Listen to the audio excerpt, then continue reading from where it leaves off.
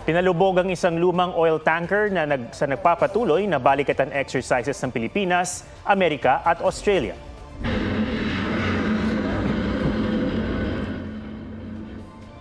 Sunod-sunod na tinarget ng mga missile mula sa mga nakapalibot na barkong pangmilitar ang tanker. Hanggang sa napalubog ito, layon ng live fire exercise na mapigilan ng mga kalabang makadaong sa Pilipinas. Isinagawa ang pagsasanay sa dagat sa Laoag City, Ilocos Norte.